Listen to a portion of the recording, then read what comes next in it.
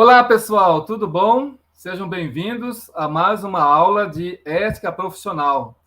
Muito obrigado pela sua presença, espero que você tenha gostado da semana que nós fizemos a aula síncrona, no dia 27 de agosto, e que você tenha tirado todas as suas dúvidas, todos os seus questionamentos comigo e com a nossa querida monitora Rayane. Então, se prepare para fazer uma atividade bem feita, para ter a melhor nota, né? E qualquer dúvida, se ainda persistir, entre em contato comigo ou com a Rayane. Nessa segunda trilha, pessoal, a trilha aprendizagem do módulo 2, vamos falar sobre a estrutura da OAB, a caixa de assistência e processo disciplinar. Então, nessa aula de hoje, especificamente unidade 1, falaremos sobre o Conselho Federal da OAB, o Conselho Seccional e a subseção. Então, muito importante você estar aí do lado de você, em mãos, né? A nossa legislação específica, que é a Lei 8.906/94, o nosso regulamento e também, às vezes, o Código de Ética, porque assim você vai acompanhando a aula e vai vendo os artigos que nós estamos mencionando acerca da aula de hoje. Antes de dar um prosseguimento, vamos passar a palavra para a nossa querida Rayane, que é a nossa monitora, para fazer também a sua saudação aos alunos. Olá, turma. Muito obrigada aqui pela presença, pela oportunidade. Como o professor disse, essa semana, junto da semana 2, elas são 2 semanas que elas se comunicam muito. Porque, por exemplo, enquanto essa semana falaremos do Conselho Federal, o seccional e a subseção, na próxima semana ainda vai ter a caixa de assistência. Então, é de extrema importância que vocês assistam bem. Chegando a próxima semana, assistam novamente, tudo junto, que aí vocês vão ter um aprendizado bem melhor. E podemos seguir com a aula, então. Muito obrigado. Então, antes de dar prosseguimento, verifiquem que dentro da OAB existem, então, esses órgãos que são aqueles que movimentam todo o trabalho da OAB. O Conselho Federal é a entidade máxima, né? Depois que ela está sendo representada em Brasília, né, pelo nosso presidente nacional da OAB.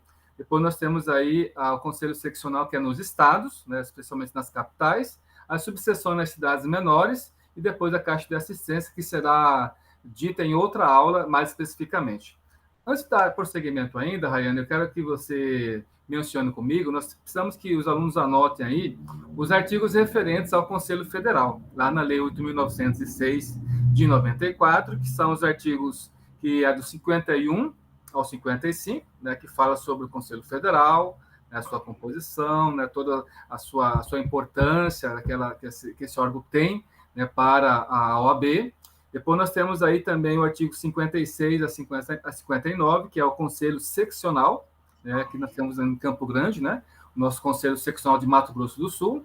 E depois o artigo 60 e 61 das subseções. Então é interessante você acompanhar aí toda essa aula, né, com esses artigos em mãos. Depois temos o nosso regulamento, né, nosso regulamento geral, no capítulo 2, dos direitos e das prerrogativas, que é o artigo 15, 16 e 17. Então, dito isso, então você já pode ler esses artigos e acompanhar na aula.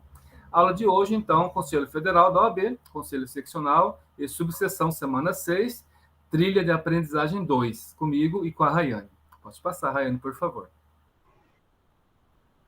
Então, nós estamos aqui, gente, fazendo uma breve contextualização da OAB. Na semana passada, nós tivemos aí toda uma discussão, todo um histórico, né, toda uma apresentação da OAB, e também na trilha 1, né, que falou da importância desse histórico, da luta da OAB em prol do povo, da cidadania, do Estado Democrático de Direito. Então, é bem interessante que você realmente tenha todo esse histórico em mente, e depois também que você acompanhe como é que se dá aí a constituição e a formação desses órgãos, né? Então, nós temos aí bem essa situação histórica, né, que fala que a OAB ela não é um conselho assim qualquer nesse sentido assim que faz só a defesa dos direitos, das prerrogativas, né, dos seus associados, dos profissionais, dos advogados. Ela é uma entidade sui generis porque ela é especial.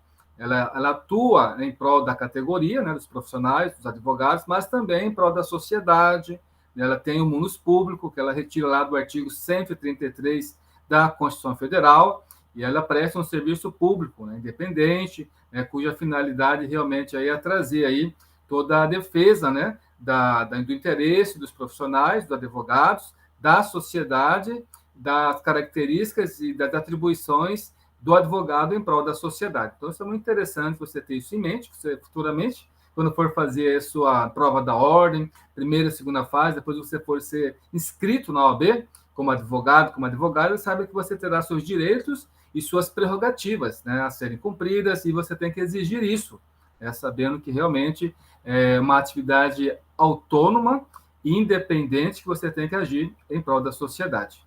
Temos aí também, em relação à própria OAB, o patrimônio que constitui tanto o Conselho Federal quanto o Conselho Seccional, as subseções, que são situações de patrimônio que são adquiridos aí ao longo das gestões, que o presidente arrecada em prol da OAB, e também que tem a possibilidade de trabalhar em prol do próprio advogado. Você sabe hoje, Rayane, para você montar hoje um escritório, com secretária, com as contas, aluguel, assim por diante, você realmente precisa ter toda uma rede aí de apoio para poder exercer aí o seu trabalho, o seu munus público.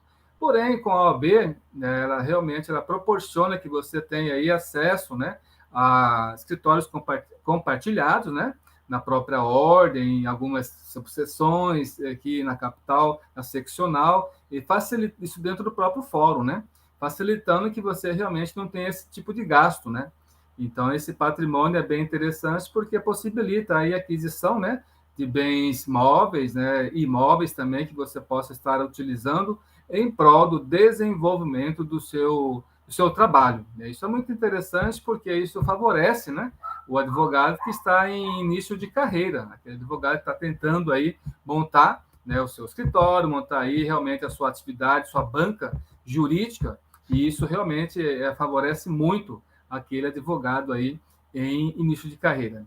Então, lá no nosso regulamento, fala que, no artigo 47, que o patrimônio do Conselho Federal, do Conselho Seccional, da Caixa de Assistência dos Advogados e da subseção, então, ela é constituída desses bens móveis e imóveis e outros bens, e valores que possam aí ser adquiridos pela própria ordem para poder facilitar o trabalho do profissional dentro da sua área de atuação. Tá? Então, não se esqueça que isso é muito importante, Você que futuramente vai trabalhar aí junto com os seus clientes, você pode ter aí não só o seu escritório privativo, mas também alguns escritórios compartilhados que são oferecidos pela ordem, dentro do fórum e nas diversas seccionais e também subseções.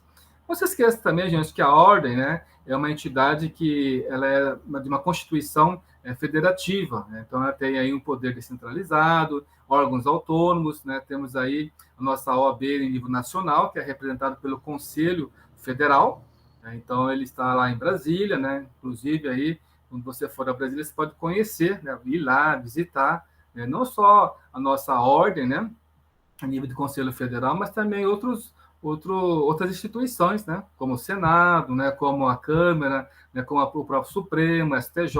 Então, isso é bem interessante você ter essa possibilidade de conhecer o nosso Conselho Federal. Temos aí também, gente, essa Constituição, que está ali no slide, muito presente e muito atuante que é a nossa ordem, que é o Conselho Federal, a nível de representação nacional, o Conselho Seccional, que é a nível de representação estadual, e as subseções, mais em nível de representação municipal. E dentro lá do Conselho Seccional e também dentro lá de algumas subseções, se couber, a presença da Caixa de Assistência. Qual a importância? Essa aula vai ser dada na próxima aula, a Caixa de Assistência unicamente. Qual a importância dela? É para dar suporte ao advogado em sentido de atendimento odontológico, em sentido de atendimento médico, até a questão previdenciária, viu, Rayane? Já vi isso aqui na nossa seccional aqui de Campo Grande, Então, a Caixa de Assistência realmente é algo que ampara, possibilita. Inclusive, aqui em Campo Grande, temos aqui a nossa Caixa de Assistência, a farmácia que atende, aí a livraria que atende também os advogados na situação de aquisição, tanto de produtos, de medicamentos, quanto para livros, para a sua atualização. Quer complementar, Rayane, então, nesse tópico? Então, aqui só complementando o que o professor já disse mesmo, na questão do patrimônio da OAB, Isso é tão essencial que o Conselho Federal e os conselhos seccionais tenham essa oportunidade de construir uma estrutura, porque é tudo destinado a quem? Aos advogados. Então, o bem móvel que a OAB compra, podendo ser computadores, estão disponibilizados lá para a gente. Os outros bens, os bens imóveis, a estrutura, também estão disponibilizados lá para a gente. Salas inteiras só para fazer reunião, para fazer videoconferência, enfim, é uma estrutura tamanha. E é o que justifica também o preço que a gente paga ela. Então, a importância da OAB aqui é sensacional, porque aquele advogado que não tem outras condições sempre vai ter a OAB para poder ter um bom lugar para poder trabalhar. Excelente, Rayane. Muito obrigado pelo complemento. Então, assim, gente, conheça mais a nossa ordem, vá lá, participe, né, de atividades que ela promove. Não se esqueça que nós temos a nossa escola, né, a ESA, a Escola Superior de Advocacia, que também traz vários cursos, várias palestras, várias atividades. Então, assim, você como advogado futuro, né, advogada futura, realmente tem que participar. Ir lá, conhecer, saber quais são os trabalhos que possam ser realizados, principalmente para o advogado jovem, né? E quais são aquelas comissões que você pode participar também, né? Dependendo aí da sua área de atuação, de interesse, né? Isso é muito importante, isso realmente traz aí uma possibilidade de cada vez mais você estar sendo inserido no trabalho da ordem e tendo, claro, que assumir juntamente as suas prerrogativas, né, junto à sociedade. Muito obrigado, Rayane. Pode passar para o próximo, por favor. Aqui, pessoal, nesse slide, então, trazemos aí as características gerais, né? Principalmente desses órgãos que compõem a ordem, que é o Conselho Federal, que é o Conselho Seccional e também as subseções. Aqui não está a caixa de assistência, porque ela será realmente objeto da próxima aula. Então, em relação ao Conselho Federal, que tem uma representatividade nacional, veja lá, ele é dotado de personalidade jurídica própria, né? Temos ali no artigo 41, parágrafo 1º, que diz que a OAB, o Conselho Federal, é o órgão supremo, ela que vai trazer aí as situações de decisões, né, em relação a algum tipo de conflito, né, que pode ter aí em relação à situação que possa estar ocorrendo nas seccionais. Temos ali o artigo 45, né, que fala ali no parágrafo 1º sobre isso. Então, o que fala lá no parágrafo 1º do artigo 45? O Conselho Federal ele é dotado, né, dessa personalidade jurídica com sede na capital da República, né, ou seja, lá em Brasília, e é o órgão supremo da nossa ordem. Ele possui, então, uma jurisdição em todo o país, tá? Em todas as federações do nosso país, nossos estados e Distrito Federal. Temos ali, pessoal, o nosso Conselho Seccional, como disse para vocês, ele é mais assim voltado para a região, né, a situação regional. Também ele é dotado, né, de personalidade jurídica própria, né, tem jurisdição, né, sobre os respectivos territórios dos Estados-membros, né, dos estados, do Distrito Federal também. E como nós não temos territórios, né, ali na lei fala dos territórios, mas nós não temos territórios, então seria somente dos Estados-membros e do Distrito Federal. É uma jurisdição que realmente amplia, né, toda a ação da nossa seccional nas capitais, e aqui em Campo Grande, especificamente, nós temos, como disse para vocês, a nossa OAB seccional Mato Grosso do Sul. Recentemente teve a eleição, mudou, né, o presidente, era o advogado Mansur Carmuche, agora é o Bito, né, que está aí conosco por uma gestão de 3 anos que ele vai estar à frente aí da nossa seccional.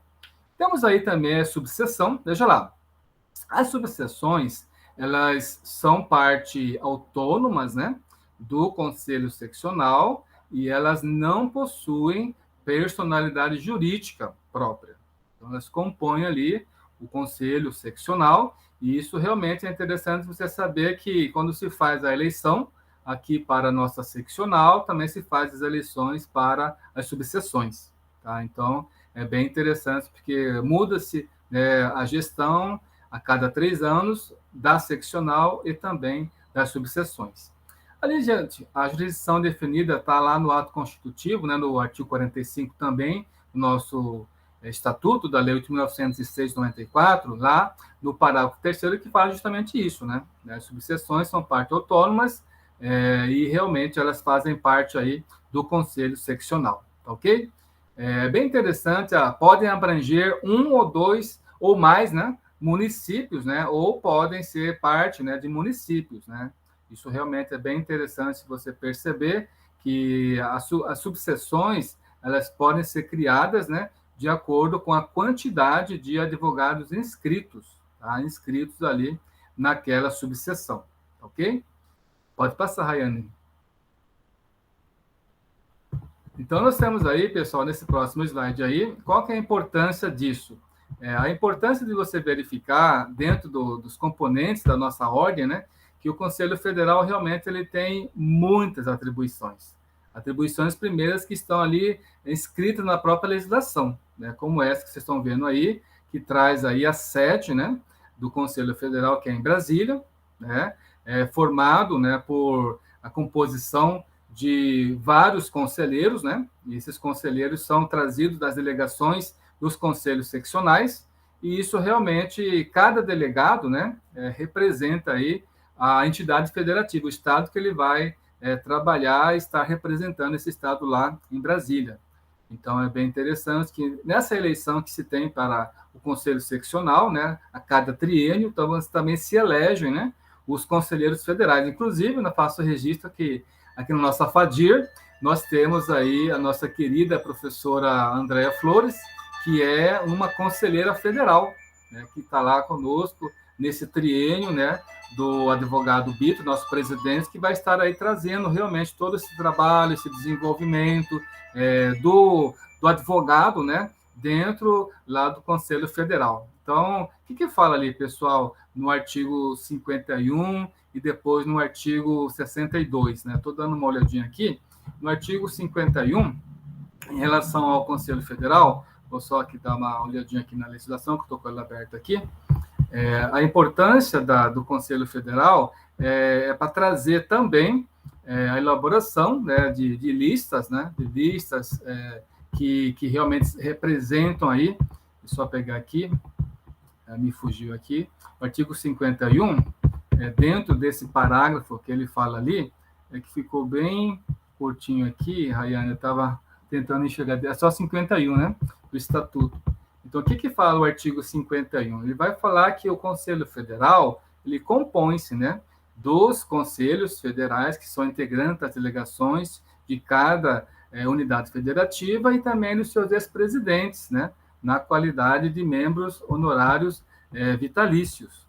Por quê? Porque isso representa todo o trabalho que é desenvolvido na organização do Conselho. Então, é bem interessante você saber que essas pessoas eles têm ali a possibilidade de participação, mas não a possibilidade do voto, né? Então, isso está ali no artigo 51. E também ali, pessoal, no artigo 62, né, o que traz ali o artigo 62 nesse aspecto, né, do desenvolvimento da OAB. Também... do regulamento. Oi? O artigo 62 do regulamento. Do regulamento. Eu vou aqui abrir o artigo 62 do regulamento, que fala da importância também, só baixar aqui um pouquinho, que fala da importância da estrutura, né, e do funcionamento do Conselho Federal. Né? Então, ali no 62 fala que a composição do Conselho Federal com sede em Brasília, né, na República Federal, e dali tem as pessoas que fazem parte, né, desse corpo, né, do Conselho Federal. Tem os ex-presidentes, que têm direito à voz, né, e não têm direito a voto, né, somente aqueles que exerceram o mandato antes do dia 5 de julho de 94.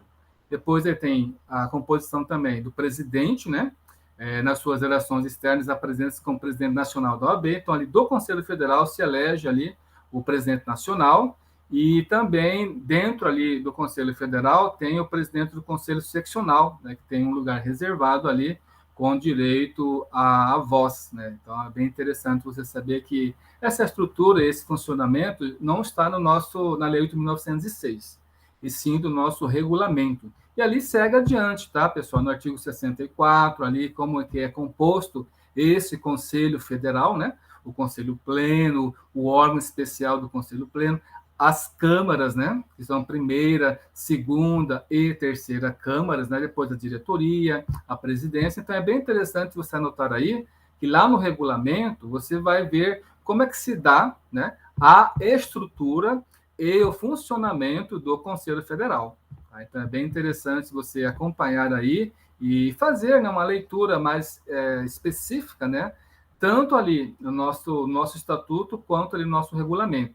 Então, veja lá, cada unidade, né, federativa envia, né, para o Conselho Federal uma delegação, né, uma delegação que é composta por 3 conselheiros federais eleitos em conjunto, tá? Pelo Conselho Seccional.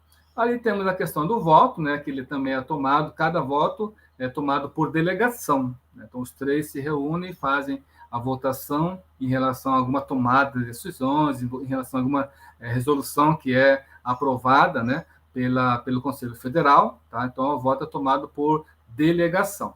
Depois, na escolha da diretoria do Conselho Federal, então, cada membro da delegação terá direito a um voto. Né? Então, você viu ali especificamente como que se dá esse tipo de votação, quem é que tem essa possibilidade, né? Uns têm somente voz e não voto, e outros podem ter aí voz e voto, como é o caso dos conselheiros federais, ok? Rayane, pode passar? Rayane? Aí, Ah, só tá, um tá ok. minutinho, Você quer fazendo um complementar? adendo aqui. Ah, Só deixa eu complementar aqui um minutinho. tá ok. Em relação à composição do Conselho Federal, disse que será composto por conselheiros federais, integrantes de cada unidade das delegações. O que isso significa? São 27 unidades federativas no Brasil, né? Compostos por 26 estados-membros, mais o Distrito Federal. Então, são 3 conselheiros para cada um dos estados-membros e do Distrito Federal. Portanto, serão ao todo 81 conselheiros federais dentro do Conselho Federal, que tomarão as suas decisões, como a gente ainda vai apresentar. Eles têm bastante funções específicas, né? Por ser unidade federativa, o Conselho Federal, o Conselho Seccional e as subseções, cada um tem suas funções, uma se comunicando com a outra. E lembrando-se que o presidente do Conselho Federal, ele não está vinculado. Então, o voto dele é só para critério de desempate. Chama-se voto de qualidade. Excelente, Rayane. Antes de dar um prosseguimento, ainda tem no artigo 54, pessoal, ali da nossa Lei 8.906 de 94, que fala qual é a competência, né, do Conselho Federal. Então, é bem interessante você fazer uma leitura desse artigo 54, porque ali você vai entender qual é a competência do Conselho Federal e o que ele faz, né, em relação à sua atuação. Por exemplo, vamos fazer alguns destaques só. Não vamos ler todos, né, depois você dá uma lida a você, porque realmente é muita coisa ali, muitos incisos. Por exemplo, o Conselho Federal, ele tem que dar cumprimento, lá no inciso, artigo 54, inciso 1, ele tem que dar cumprimento efetivo às finalidades da ordem. Entendeu? Então, vai zelar por todo aquele compromisso que tem em relação ao trabalho que a OAB tem que fazer em prol da sociedade, né? Não apenas em prol dos seus associados. No inciso 2, ali, representar em juízo ou fora dele os interesses coletivos ou individuais dos advogados, tá? Ali, pessoal, no inciso 12, homologar ou mandar suprir relatório anual, o balanço e as contas dos conselhos seccionais, tá? Então, ali mais um inciso ali para a gente fazer aqui um destaque. No inciso 20 do artigo 54, inciso 20, promover por intermédio da Câmara de Mediação e Arbitragem a solução sobre questões atinentes à relação entre advogados sócios ou associados e homologar, caso necessário, quitação de honorários entre advogados e sociedade de advogados. Então, é bem interessante você ler aí, dentro desse artigo 54, porque realmente aí você passa a entender, e é interessante que você saiba, né, Rayane, porque isso aí depois cai na prova da ordem, né? Qual que é a competência da OAB, Conselho Federal? Qual que é a competência do Conselho Seccional? Competência das subseções. Então, eles misturam tudo, né? Então, na primeira fase da prova da ordem cai letra da lei, literalidade da lei. Então, se você sabe, né, você vai poder realmente acertar essa questão que é cobrada e não perder aí realmente uma questão tão importante aí na prova da ordem na primeira fase, tá ok? Então, em relação ao Conselho Federal, gente, novamente digo para vocês, do artigo 51 ao 55, leia, né?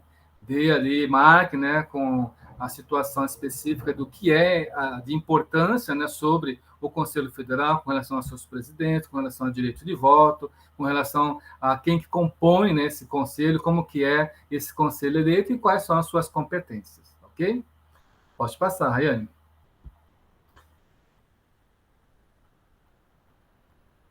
Ok? Esse aqui já é o seguinte parágrafo, o seguinte slide.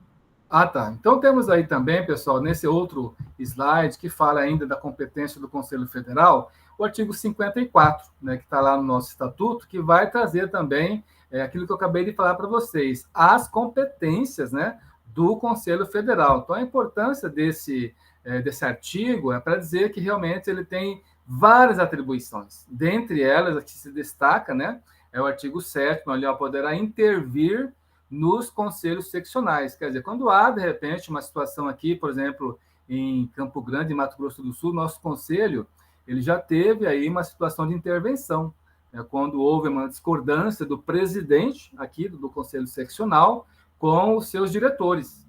Então, teve uma época aqui, né, que esses diretores aqui do Conselho Seccional do Mato Grosso do Sul não estavam de acordo com as ações do presidente do Conselho Seccional e todos eles pediram demissão. Então, o que tinha que fazer? Tinha que substituir, né, esses diretores que pediram, né, para sair, e realmente fica uma situação meio que de instabilidade. Então, o Conselho teve que intervir, o Conselho Federal aqui no nosso estado. Mas aí, só uma intervenção para adequar, para ver realmente quem é que seriam as pessoas que tomariam ali posse, né, como novos diretores e dar continuidade ao trabalho. Né? Então, isso não foi uma casa assim de parar o trabalho da seccional. Mas isso pode acontecer, né? Já aconteceu aqui, né? Quando se constatar uma grave violação, né, da nossa legislação, que é a Lei 8.906, ou uma grave violação também do regulamento geral. Tá? Então, isso aí também depende, né, da prévia aprovação lá de 2/3 das delegações, garantindo-se aí ao Conselho Seccional o direito de ampla defesa, né, e também do contraditório. Isso no artigo 7º, pessoal. Veja no artigo 16, né, que fala assim, compete também ao Conselho Federal autorizar pela maioria absoluta das delegações a oneração ou a alienação de seus bens imóveis. Quer dizer, quando que pode, né, vender ou quando não. Né? Isso realmente compete ao Conselho Federal em relação aos bens, tá, que ele tem dentro da sua sede. Tá? Então, isso é bem interessante você conhecer. Temos ali também o Conselho Federal atua mediante os seguintes órgãos, né? O Conselho Pleno, tá? Que é aquele que tem lá os conselheiros federais, né? Mais os ex-presidentes, né? Que tem ali realmente uma deliberação em caráter nacional, né? Que possibilita aí a atuação dessas pessoas dentro do Conselho.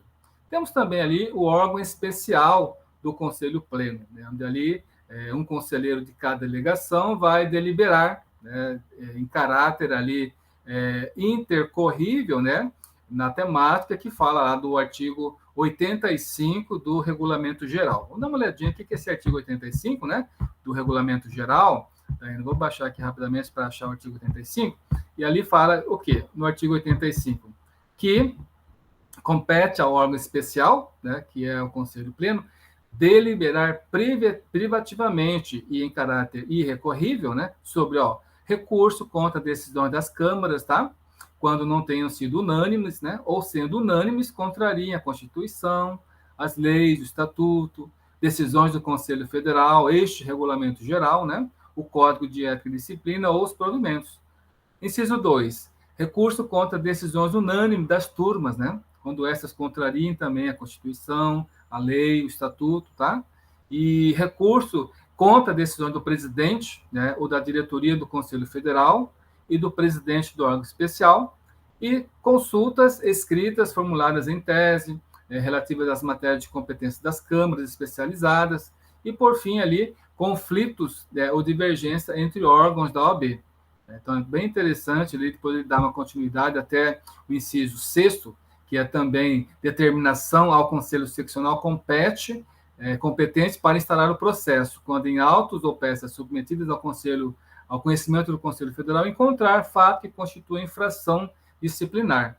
Tá? Então, é bem interessante, nós percebemos que realmente é bem interessante a atuação, né, do Conselho Federal perante, né, o Conselho Pleno e também os diversos órgãos que compõem esse mesmo conselho, né, dentro do âmbito nacional. Rayane? Então, podemos passar adiante. Temos ali, pessoal, também em relação ao nosso Conselho Federal, as câmeras, né? Isso é bem interessante você saber que essas câmeras fazem parte lá do Conselho Federal, que é a primeira, a segunda e a terceira Câmara. Então, a primeira ali é do secretário-geral, a segunda é do secretário-geral adjunto e a terceira é do tesoureiro, né? Então, ela tem aí toda uma coordenação por essas pessoas. A diretoria lá do Conselho Federal, então, é composta por quem? Então, pelo presidente, pelo vice-presidente, pelo secretário-geral, o secretário-geral adjunto e também pelo tesoureiro. Tá? Então, cada um tem aí uma função dentro do Conselho Federal. O que cabe, pessoal, ao presidente ali? O presidente do Conselho Federal, ele exerce uma representação, então, nacional aqui, né, em âmbito nacional do nosso país, e também internacional. Né? Por exemplo, quando ocorre aí uma situação, né, em que ele vai representar num congresso, num seminário, ou vai fazer algum comentário, né, sobre algum acontecimento internacional que está acontecendo no mundo, né? Então, quem faz isso é o nosso presidente da OAB, que tem essa representatividade, né? Então, compete a ele também, além dessa representação nacional e internacional, convocar também o Conselho Federal, né? Presidir esse conselho e representá-lo ativa e passivamente em juízo ou fora dele, né? Promovendo ali o quê? A administração patrimonial e a execução das suas decisões. Então, mesmo que ele trabalha ali também junto com os demais componentes conselheiros que trabalha o âmbito da atividade nacional da OAB. Temos ali também, gente, a participação dele em conferências, né, e colégios de presidente. Então, ali ele realmente preside esses conselhos federais, conselhos seccionais, que promovem, né, alguma situação aí de simpósio, né, audiências, enfim, trazem aí realmente toda uma situação de âmbito que compete ao presidente fazer aí a sua participação. Também em relação a conferências, enfim, ele que vai estar trabalhando aí todo e acompanhando todo esse aspecto de ação. Também ali, fala em data não coincidente com o ano eleitoral e periodicamente, né, a cada tantos meses, a cada tanto tempo, né, a reunião do Colégio de Presidentes, a eles vinculados, com a finalidade consultiva. Então, você vê que o papel realmente do presidente do Conselho Federal é bastante amplo dentro da sua atuação. Temos aí... Você passou, Rayane? Temos aí também, gente, então, antes de dar continuidade aqui ao Conselho Seccional, então temos aí toda uma gama de ação, né, de atividades que é composta lá no Conselho Federal e as atribuições que a ele compete, né, ao Conselho Federal. E também temos aí algumas atividades que são de competência exclusiva, né, do presidente do Conselho Federal, que também está ali, né, no slide. Depois vocês deem mais uma olhadinha nos artigos pertinentes a essas atuações. Fazendo esse fechamento, então, Rayane, passamos agora para uma outra composição muito importante da OAB, que é em nível regional, que são os conselhos seccionais, né? Como bem falou a Rayane, esse conselho é composto das 27 federações, né? Em todos os estados e no Distrito Federal. Nós temos ali esse conselho que é composto por conselheiros em número proporcional, né, aos inscritos, e segundo critérios estabelecidos no regulamento geral, né, sendo no mínimo 30, né, e no máximo 80, sendo que cada conselheiro que está compondo ali o Conselho Seccional terá direito à voz e direito a voto, né? Então, veja ali o que fala o nosso regulamento geral. Ali está dizendo no artigo 106, né? Vamos baixar aqui um pouquinho no artigo 106 para verificar qual é essa atribuição, né, de competência ao Conselho Seccional. Na verdade, aqui ele fala no artigo 105 em diante, tá, Rayane? Anote aí, pessoal, o Conselho Seccional do 105 em diante, né? Nós vamos agora estar falando do 106. Os conselhos seccionais são compostos de conselheiros eleitos, né, incluindo os membros da diretoria, proporcionalmente ao número de advogados com inscrição concedida. E aí tem ali os critérios, né? Abaixo de 3 mil inscritos, até 30 membros. A partir de 3 mil inscritos, mais um membro por grupo completo de 3 mil, né, inscritos até o total de 80 membros. Tá? E assim por diante. Essa composição é de acordo com a região, né, em que se encontra aí. Claro, que há regiões que há mais advogados e há regiões que há menos advogados. Fazendo um adendo aí, no artigo 105, fala ali das competências, né, do Conselho Seccional. No 105 ali, do nosso regulamento, fala que compete ao Conselho Seccional, né, além do que está previsto, né, eu disse para vocês no comecinho da aula, no artigo 56 a 59, é o que, gente? Cumprir também o disposto, né, nos incisos 1, 2 e 3 do artigo 54 do Estatuto, adotar medidas para assegurar o regular funcionamento das subseções. Veja lá, então, que as subseções estão ligadas aí ao Conselho Seccional. Depois também, intervir parcial totalmente, né, nas subseções, né, e também na Caixa de Assistência. Então, isso é muito importante você ter, assim, claro, né, qual é a competência do Conselho Federal e quais são as competências do Conselho Seccional, ok? Ainda nós temos aí, pessoal, bem interessante vocês perceberem que são membros também honorários vitalícios os seus ex-presidentes, que somente com direito à voz, tá? Ali na participação nas sessões do Conselho Seccional. Integram ali o Conselho, né? Os conselheiros eleitos, tá? Em número proporcional, os ex-presidentes na qualidade de membros honorários vitalícios e também o presidente do Instituto dos Advogados, também na qualidade de membro membro honorário. Tá? Então, veja lá, quando presentes as subseções do Conselho Seccional, o presidente do Conselho Federal, os conselheiros federais integram, né, a respectiva delegação. O presidente da Caixa, né, da Assistência do Advogado, e também os presidentes das subseções, que têm somente o direito à voz. Tá bem interessante vocês perceberem que cada um tem a sua atribuição e cada um tem a sua competência. Pode passar, Rayane. Temos ali, pessoal, uma observação. O Conselho Seccional, veja lá, ele exerce e observa no respectivo território onde ele está instalado, né, as competências, as vedações, as funções atribuídas ao Conselho Federal no que couber. E no âmbito de sua competência material e territorial, as normas gerais estabelecidas nessa lei, né, que é a Lei 8.906, no Regulamento Geral e também no Código de Ética e Disciplina e nos provimentos. Tá? Verifica que realmente é interessante você ler qual é a atribuição de cada um do Conselho Federal, do Conselho Seccional, para você não ter dúvidas qual é a atuação que eles têm em nível nacional e depois em nível regional. A diretoria do Conselho Seccional tem composição idêntica, né, ao Conselho Federal e também tem atribuições, né, equivalentes aí ao Conselho Federal. Temos aí, dentro dessas respectivas competências, né, a situação que a Rayane preparou aqui, que é o direito à voz, né, nas sessões do Conselho Seccional. Quem tem ali?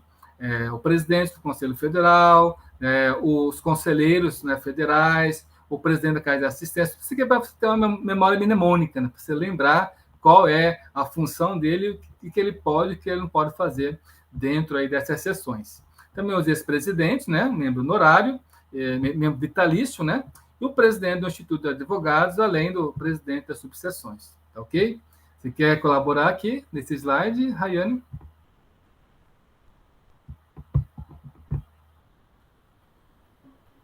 Não, professora, obrigada. Ok, então só mais uma vez para poder realmente reforçar, ali na nossa lei, no nosso estatuto, na Lei 8.906, então nós temos ali do artigo 56 a 59 todo aspecto, né, da composição, né, do Conselho Seccional, como é que ele está regulamentado, né, quem é que tem direito à voz, né, quem tem direito a voto, tá? Depois temos ali a competência ali, anote aí no artigo 58, tá? A competência privativa do Conselho Seccional, que é bom fazer alguns destaques aqui.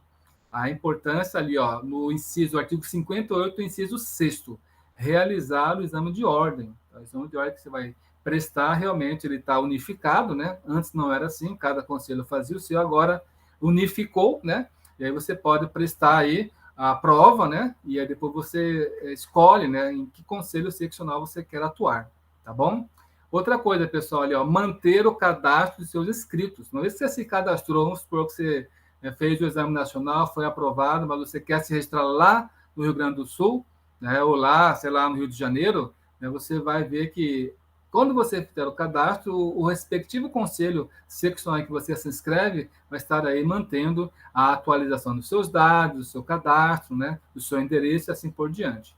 Bem interessante ali, pessoal, uma coisa que eu queria ver aqui com vocês, com relação ao conselho seccional, realmente aquela decidir os pedidos de inscrição nos quadros de advogados e estagiários, quer dizer, ela vai deferir ou indeferir, quer dizer, vai fazer uma análise, né, vai fazer aí todo um acompanhamento da vida, né, dessa pessoa, e principalmente com relação ao advogado, à advogada, que passou no exame da ordem, ela vai ter que ter toda uma análise, né, dessa pessoa, né?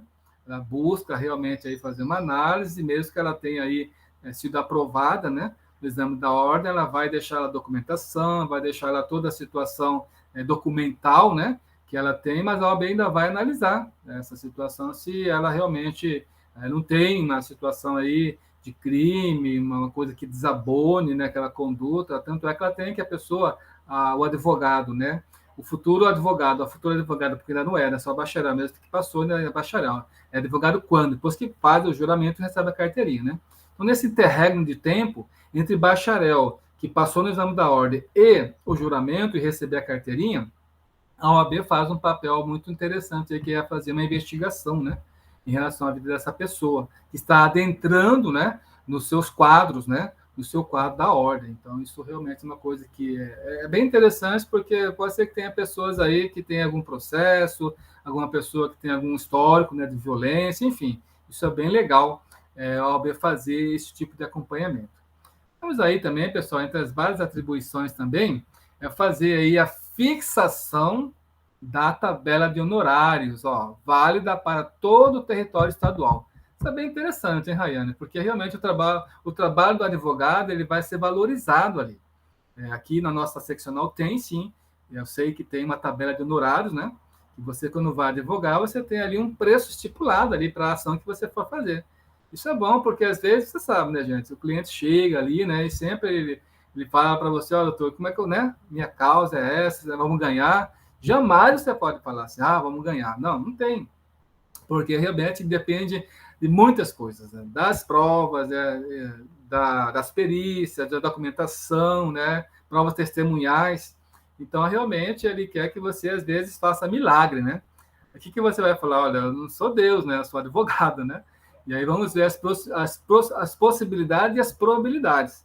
E aí ele vai falar, mas quanto você vai me cobrar, doutor? Aí você fala, tem uma tabela, né? Aqui na nossa seccional que para essa causa o valor é X. Aí vai sempre vir, presta atenção, gente. Mas sempre vira aquela choradeira, mas não sei o que, não sei o que. Fala, não, mas não pode. Você não pode baixar além, né, daquele valor, porque é aquele valor que é estabelecido pela nossa seccional.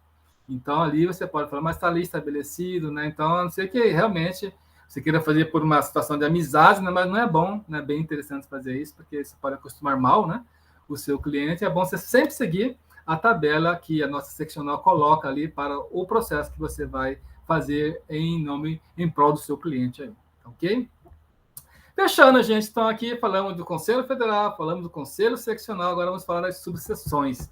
Estamos quase finalizando aqui essa aula, realmente, as subseções também é muito interessante você entender que as subseções, primeiramente, elas fazem parte, elas não têm personalidade jurídica, né? Ela faz parte da subseção, da seccional, né? E elas podem ser criadas, né? Veja lá, podem ser criadas pelo Conselho Seccional, que vai fixar ali uma área, né? Que ela vai estar atuando, né? Fixar sua área territorial, seus limites, sua competência, veja lá, e autonomia. Né? Isso ali está no artigo 60, né? Dá uma olhadinha ali no artigo 60 da nossa Lei 8.906/94, porque isso realmente compete aí essa criação, né?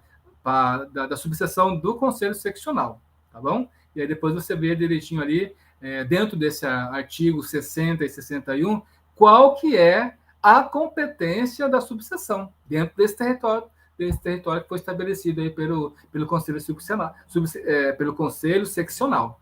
Então, veja lá, no artigo 61 fala dar cumprimento efetivo às finalidades da ordem, velar pela dignidade, independência, né, e valorização da advocacia, representar a OAB perante os órgãos, né, os poderes constituídos, desempenhar atribuições previstas no regulamento geral ou por delegação de competência do Conselho Seccional. Então, é bem interessante ali vocês perceberem que a função da subseção está atrelado ali ao trabalho desenvolvido pela seccional, e dentro desse trabalho, veja lá, que pode ser abrangido aí na subseção um ou mais municípios, né, ou parte de um município, inclusive aí da capital de um estado, né, contando que, veja lá, tenha no mínimo, né, 15 advogados residindo ali naquele território, né, naquele domicílio ali, tá bom? Veja lá, então ela não tem, a subseção não tem a situação ali da... Só voltar aqui um pouquinho, que nós falamos ali em cima, só um pouquinho que eu perdi aqui. Não tem... O que eu quero falar que me fugiu a palavra. Personalidade jurídica própria, né? Isso ela não tem, mas tem autonomia, gente. Cuidado para você não cair em pegadinha, tá? Lá na pergunta lá da prova da ordem, né? Ela não tem, ela tem autonomia, né? Isso realmente por quê? Porque isso está prevista, né? Ali dentro da Constituição da subseção. Ela é a parte autônoma, né, do Conselho Seccional. Tá? Ela não tem personalidade jurídica, mas ela tem autonomia, tá? Ela também é administrada por uma diretoria, né, com atribuições que se equivalem aí ao do Conselho Seccional. Veja lá, havendo também alguma situação de violação, né, à nossa legislação, a esse estatuto, o Conselho Seccional poderá intervir na subseção, tá, mediante dois terços dos votos lá dos conselheiros. Compete também, pessoal, ao Conselho da Subseção, quando houver, exercer as funções e atribuições do Conselho Seccional, né, na forma do regimento interno, e também quando houver aí os conflitos de competência, né, nas subseções, entre uma subseção e outra, né, quem é que vai resolver essa situação de conflito, de litígio? O Conselho Seccional. Tá? Então, quando houver um conflito aí, por ela, que vai ser decidida esse litígio, e se realmente houver algum recurso, esse recurso vai caber aí ao Conselho Federal. Ok? Então, é bem interessante vocês perceberem realmente que esses três órgãos, né, que compõem, são 4, né? Mas esses 3 iniciais que estamos falando, o Conselho Federal, o Conselho Seccional e as subseções, cada um tem uma representatividade, cada um tem uma competência, cada um tem uma atuação, tá? E somente, realmente, as subseções que não têm aí personalidade jurídica, mas têm autonomia, né, para gerenciar aí os seus respectivos associados dentro do território em que eles estão inseridos, ok? Bom, gente, aqui nessa aula acho que tratamos de todos os aspectos, tá? Rayane, você quer complementar alguma coisa em relação às subseções ainda? Ok? Professor, obrigada. Então, tá bom, gente. Então, é interessante, novamente, vou frisar sempre para vocês estarem do lado aí com o estatuto, com o regulamento e código de ética, para estar acompanhando aquilo que nós trazemos na aula, com relação a discussões, com relação ao conhecimento, e depois, então, eu queria que vocês já fossem se preparando, porque nessa trilha 2, vocês vão fazer como atividade avaliativa o quê?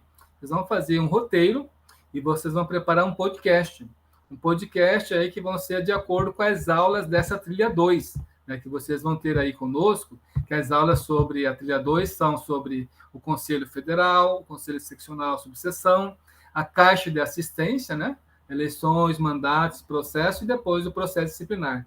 Então, já vai pensando aí em quem você vai querer entrevistar, né, você pode chamar um professor aqui, a própria professora Andréa Flores, né, no tópico lá do Conselho Federal, ou algum outro professor dentro dessas aulas que a gente vai fazer nessa trilha 2. Né? Então, se prepare aí para fazer o roteiro e se prepare para fazer o podcast entrevistando um professor dentro de uma dessas temáticas que vamos trabalhar nesse mês de setembro.